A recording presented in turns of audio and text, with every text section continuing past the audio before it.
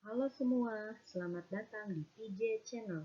Channel ini akan membahas materi-materi fisika SMA yang sedang kalian pelajari. Selamat belajar! Pada video sebelumnya, kita telah membahas mengenai fluida, yaitu fluida statis. Fluida statis merupakan fluida atau zat cair dalam keadaan diam. Pada video kali ini kita akan membahas saudaranya, yaitu fluida dinamis, yaitu fluida atau zat cair dalam keadaan bergerak atau mengalir.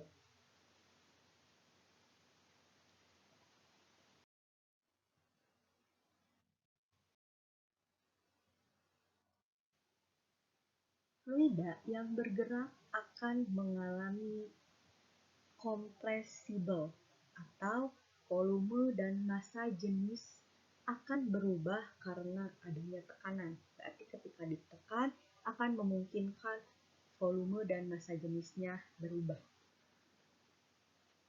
Namun, bagaimana kalau kita abaikan hal tersebut?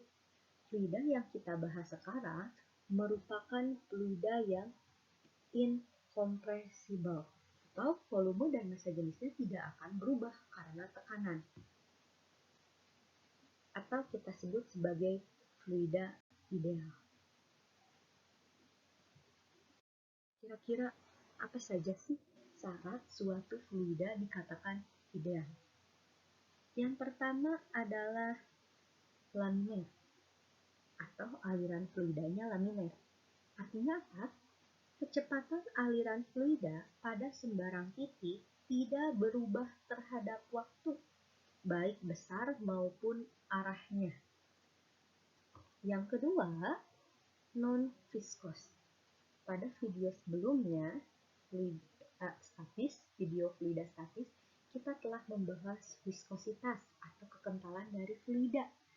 Viskositas itu kekentalan, berarti kalau non-viskos berarti tidak kental. Artinya, jika suatu fluida ideal mengalir pada sebuah pipa, misalnya, tidak akan ada gesekan antar fluida dan pipa. Sehingga fluida tidak akan mengalami perubahan kecepatan. Ketika suatu fluida tidak mengalami perubahan apapun, maka fluida tersebut dalam keadaan tunak atau steady. Nah, itu dia syarat-syarat suatu fluida dikatakan ideal. Sekarang coba perhatikan gambar yang ada pada layar. Kalian lihat jarak pancar air yang mengalir pada selang. Coba bandingkan dengan berikut ini. Bagaimana kalau kita tutup bagian lubang selang menggunakan jari? Apakah akan terdapat perbedaan jarak pancar air yang mengalir dari selang? Kalau kalian pernah iseng sih pasti kalian tahu. Kira-kira mana yang lebih jauh jarak pancar airnya? Gambar yang pertama atau gambar yang kedua? Mari kita bahas. Oke, keadaan pertama yaitu ketika selang tidak ditutup oleh tangan. Jarak pancar airnya itu S1 sama dengan V1 dikali dengan delta T. Nah, untuk keadaan yang kedua, yaitu ketika selang ditutup oleh tangan, maka jarak pancarnya adalah S2 sama dengan V2 dikali dengan delta T. Jumlah massa air yang mengalir baik pada keadaan 1 maupun 2 itu akan sama. Maka M1 akan sama dengan M2. Kita tahu juga bahwa massa itu bisa saja sebagai Rho dikali dengan V. Kan massa jenis itu adalah N per V, maka massa adalah Rho dikali V. Sehingga kita dapat memperoleh Rho dikali V1 sama dengan Rho dikali V2. Kira-kira kenapa coba saya tidak menulis Rho 1, Rho 2? Itu karena yang kita bahas adalah fluida ideal. Maka Rho-nya akan tetap, massa jenisnya akan tetap. Sehingga kita peroleh V1 itu sama dengan V2. Volume ya, ini volume. V besar itu adalah volume. Ingat bahwa rumus volume itu adalah panjang kali lebar kali tinggi, atau luas kali salah satu sisinya, biasanya luas kali tinggi. Maka kita di sini juga bisa memperoleh luas penampang dikali dengan jarak pancar airnya. Luas penampangnya itu A1, luas penampang selang, V dikali T itu adalah jarak pancar airnya. Sehingga kita peroleh A1 dikali V1 dikali delta T itu akan sama dengan A2 V2 dikali dengan delta T. Untuk delta T yang sama, untuk selang waktu yang sama, maka kita akan memperoleh bahwa A1 dikali V1 itu akan sama dengan A2 dikali V2. Nah, ini dia yang dinamakan sebagai persamaan kontinuitas. Nah, A dikali V itu disebut juga sebagai debit. Kira-kira debit itu apa ya? Debit merupakan besaran yang menyatakan volume fluida yang mengalir melalui suatu penampang dalam waktu tertentu. Debit ini disimbolkan oleh Q. Secara matematis dapat ditulis bahwa Q itu akan sama dengan luas penampangnya, berarti selangnya dikali dengan kecepatan aliran airnya atau volume yang mengalir dalam waktu tertentu. Kita lihat simulasi berikut ini. Oke, di sini terdapat sebuah selang, satu di bawah, jadi selangnya naik gitu ke atas.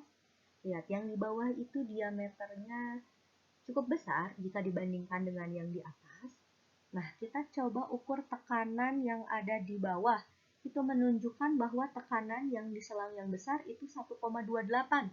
Sedangkan yang di atas adalah 85 kilopascal, yang di bawah 128. Kalian harus tahu kenapa beda tekanannya, oke? Kemudian yang di bawah, yang diameternya besar, pipanya yang besar, itu kecepatan aliran fluidanya adalah 1,8 meter per second. Sedangkan pada pipa yang diameternya lebih kecil itu 6,3 meter per second.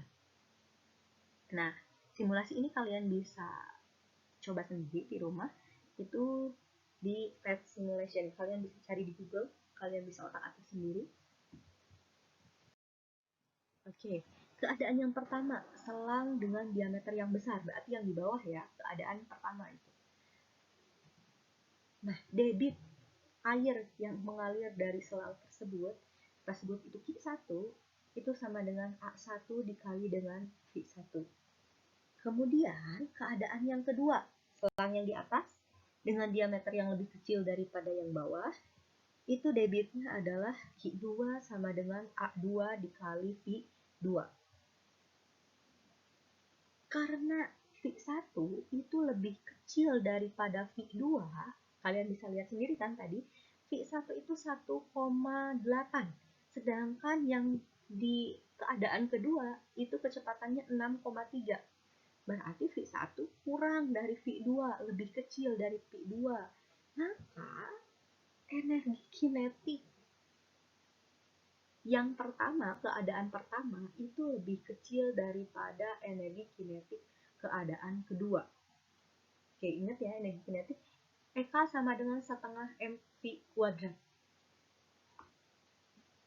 Jika kita menggunakan teorema usaha energi, maka ingat gak, W sama dengan usaha sama dengan F dot S, atau usaha juga sama dengan perubahan energi. Oke, nih kita pakai ini. F-nya kita pakai P per A, itu didapat dari ini, dari sini. F-nya kita pakai P per A, kemudian S-nya kita pakai V dikali dengan delta T. Oke, mari kita lihat. Nah, usahanya jadi keadaan pertama dikurangi dengan keadaan kedua. Tadi F-nya itu adalah P dikali A. Keadaan pertama berarti P1 dikali A1 dikali dengan S. S-nya itu adalah V1 dikali dengan delta T. Begitu juga keadaan kedua. Nah, sekarang kita tinjau perubahan energi mekaniknya. Energi mekanik itu adalah energi kinetik ditambah dengan energi potensial. Oke, berarti karena perubahan energi pada keadaan pertama itu mengalami perubahan energi mekanik. Berarti yang berubahnya energi kinetik dan energi potensial. Begitu juga di keadaan kedua, sehingga kita mendapatkan persamaan ini. Oke, mendapatkan persamaan ini. Ini yang pertama, perubahan energi kinetiknya ditambah dengan perubahan energi potensial. Jika tadi kan W itu sama aja dengan perubahan energi, oke, mari kita substitusikan persamaan yang ini dengan yang ini. Sini kita peroleh, bisa kalian lihat pada layar. Sekarang kita urutkan, kita satukan keadaan 1 dengan keadaan 1, keadaan 2 dengan keadaan 2. Berarti kita pisahkan yang 1 semua 1, yang 2 yang 2. Kayak gini nih. Nah, ini kan P1 dikali A1, V1, ini juga yang 1 semua. Ini bagian keadaan 1, ini bagian keadaan kedua. Kemudian, ingat, tadi itu ketika luas dikali dengan jaraknya, itu sama dengan volume. Kita balikan lagi ke sana. Maka kita dapat memperoleh, oh iya, satu lagi, Rho itu massa dibagi volume. Maka ketika ruas kanan dan kiri dibagi oleh V, akan menghasilkan P1 ditambah setengah Rho V1 kuadrat ditambah Rho GH1 sama dengan P2 ditambah setengah Rho V2 kuadrat ditambah Rho GH2. Nah, ini dia yang disebut sebagai azas Bernoulli.